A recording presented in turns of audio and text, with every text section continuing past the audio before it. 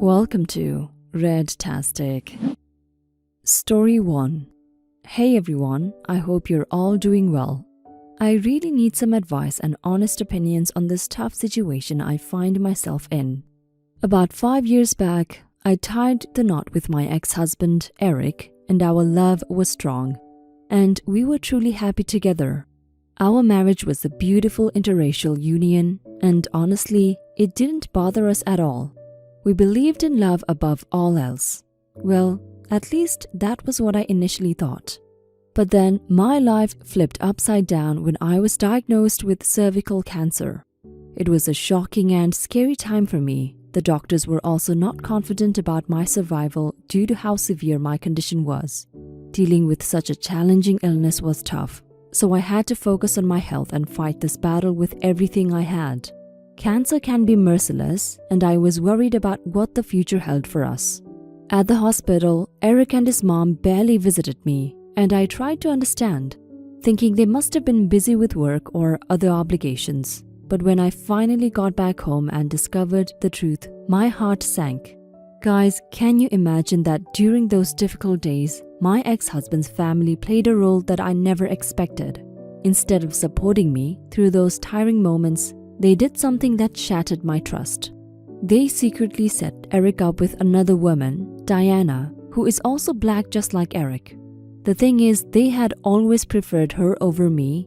Although it hurt me deeply, I just turned a blind eye to it, thinking it was an unnecessary call for alarm as Eric loved me so much. So the sudden discovery hurt deeply. I couldn't believe that they would do such a thing while I was struggling to recover. It felt like a betrayal of the worst kind. When I confronted Eric and his mom, hoping for some explanation, his mom coldly told me that she couldn't entrust her son's future to someone who was fighting for her life and might not possibly survive. She even went ahead to say she wanted healthy grandchildren, and she believed I couldn't provide that with my sickly body. I turned to Eric hoping he would defend me, but turns out it was a decision made by both mother and son. As you can imagine, this revelation broke my heart into pieces. I loved Eric deeply, and I had always thought his family loved me too. But the fact that they were willing to replace me in the blink of an eye was a tough pill to swallow. I couldn't stay in a marriage where I felt so unvalued. So I divorced him, hoping to find some peace and healing for myself. I heard soon after the divorce, Eric married Diana. The road to recovery was not easy, but miraculously, I pulled through and survived the battle with cancer. I slowly rebuilt my life and tried to move forward, even though the pain of that betrayal remained. Eventually, I met an amazing man and we fell in love. We got engaged, and for the first time in a while, I felt hopeful about the future. But life had another twist in store for me. Eric tragically passed away due to cancer, which was ironic, considering how he had left me when I needed him the most. Now, here's where the tough part comes in. After Eric's passing, his family is expecting me to take care of his 2 young boys, aged 2 and 4, from his marriage to Diana. Their reasoning? They wanted to hurt Diana because she had started seeing someone else while Eric was still in the hospital. I can't help but wonder how ironic things have turned out. I asked his mom what on earth that got to do with me. Moreover, I don't think it's my duty to take in the kids. But now they all claim I'm being mean and heartless, especially to the kids who just lost their dad. I understand the kids have no hands in all this, but the thing is, I don't want to get dragged into their crazy world once again. I mean, why should I be responsible for his kids when they didn't even stand by me during my darkest hours? I think they are thinking out of their asses, and it is unfair to my own future and the life I'm trying to build with my fiancé. I need to prioritize my own well-being and happiness. Screw all of them. So I'm reaching out to all of you for guidance. Am I the a-hole for refusing to take in my late ex-husband's kids? I really appreciate your support and understanding. Thank you. Update. Guys, thank you very much for your comments and reactions to my post. I really appreciate it. After my original post, there have been some new developments. Diana, Eric's widow, came for the kids when she heard about the attempts of mother-in-law to forcefully make me take custody of them. Funny enough, it's like she just vanished after that because no one knows where she is currently with the kids. Now mother-in-law is left all alone with her precious son dead and her so-called healthy grandkids gone. If you ask me, I'll say it's karma catching up with her. Thank you for your tremendous support, guys. Not the a-hole OP. There is no way you could have taken in the kids of your ex-husband who left you when you were battling cancer and almost dying. He left you when you needed him the most. He listened to his mother and he got himself a healthier bride who isn't on a deathbed. It sucks that his son is dead, but you have nothing to do with their family anymore. You're moved on and you're living a good life now, as you should. Take care, OP.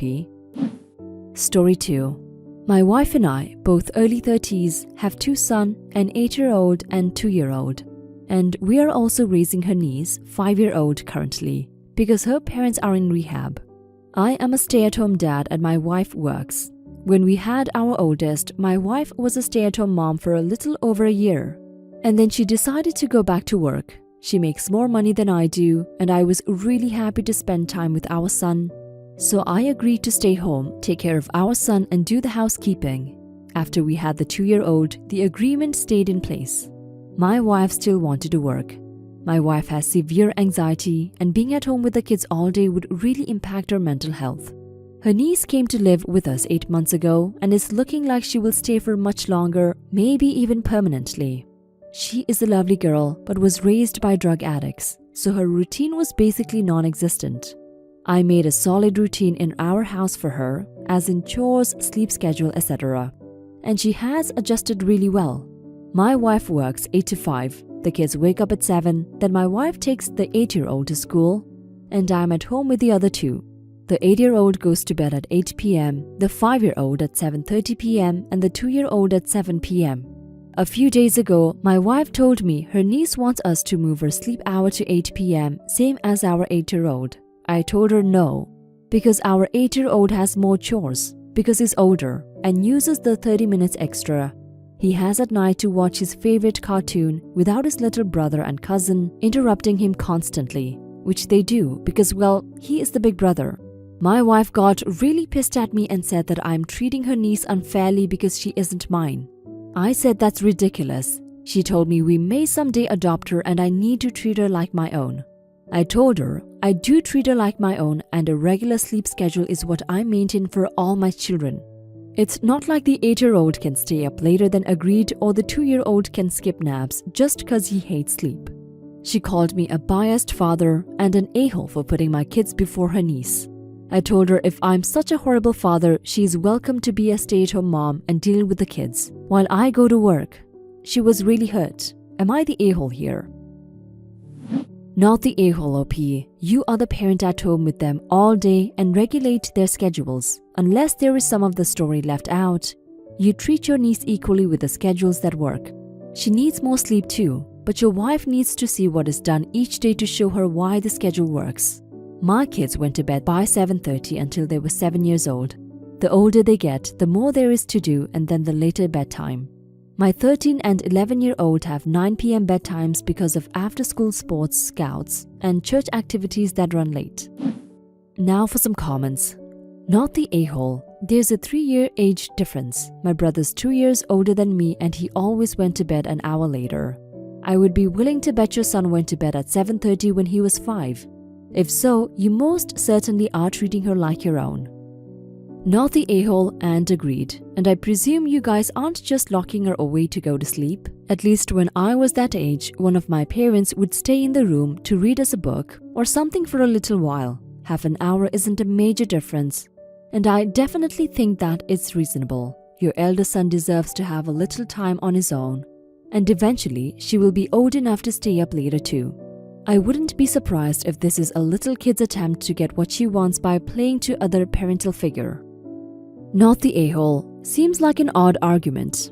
I mean, the 5-year-old asked. Mom said I'll talk with Dad. Mom talked with Dad. Dad had solid reasoning. Mom began wildly speculating that Dad isn't treating 5-year-old the same. Yes, I know 5 years is Mom's niece. I just don't see the mistreatment. Also, bravo on that sleep schedule, like dominoes, 30 minutes between each kid. Nice. Gives the older ones a heads up on getting ready for bed. Plus gives each kid a few minutes to talk with just Mom or Dad. Pretty solid really. Story 3. I'm a single mom to Juliana, 9 female. She has had these horrible migraines at least once a week for the past 2 to 3 months. We've gone to so many neurologists and pediatricians and ran so many tests, but we haven't been able to find out why she's having them or stop them. It was one of my friend's birthdays on Saturday, so I hired a babysitter and gave her instructions for what to do if Juliana has a migraine, and my friends and I went out to dinner to celebrate. Around an hour after I got to the restaurant, the babysitter called and said that Juliana had another migraine, and she had tried everything, but Juliana still wasn't feeling better. I could hear Juliana crying in the background. I told the group that Juliana was sick, left money for my meal, and practically flew home. She was throwing up and eventually fainted, and we ended up spending the night in the ER. Most of my friends adore Juliana and were texting me to check on her throughout the dinner. I told my best friend, Juliana's favorite auntie, that she was in the ER and she left to see Juliana and to bring her a gift. Today I got a long text from the friend whose birthday it was asking me to apologize for stealing all the attention from her and ruining her birthday, so I wanted to know if I was the a-hole. Now for some comments. Stealing the attention at a friend's birthday are things like announcing a pregnancy or proposing to your significant other, or loudly breaking up with your significant other in the middle of dinner or telling everyone about your new superpowers. Not having a medical emergency happen to you or your child. That does not count. Of course, my mom still complains about how her best friend is a bitch for dying on a birthday, but it is a fond, playful way, and to be fair, it was very in character for her. Surprisingly, the friend didn't ask for Juliana to apologize too. I mean, come on, it's a sick child and OP was very worried, and they ended up all night in the ER. Poor Juliana, she never asks to be in pain. But at least now OP knows who her true friends are when they actually reach out and show concern for Juliana. OP shouldn't have to apologize because she ran off to take care of her child. And it made the friend jealous because they felt ignored and everyone was showing genuine concern for Juliana, not the a-hole. Are we surprised that there are people who think like this? A huge fraction of adults spoil children with fewer excuses. I see grown people behave in ways that I wouldn't permit my toddler to do on a near daily basis. And then there are at least 3 separate popular philosophical movements that, while perfectly valid on their own merits, immature a-holes twist to justify despising children and anything to do with them. Obviously not the a-hole, but posts like this are part and parcel of a culture that's individualistic to the point of total atomization. Me first, you never might as well be the national motto.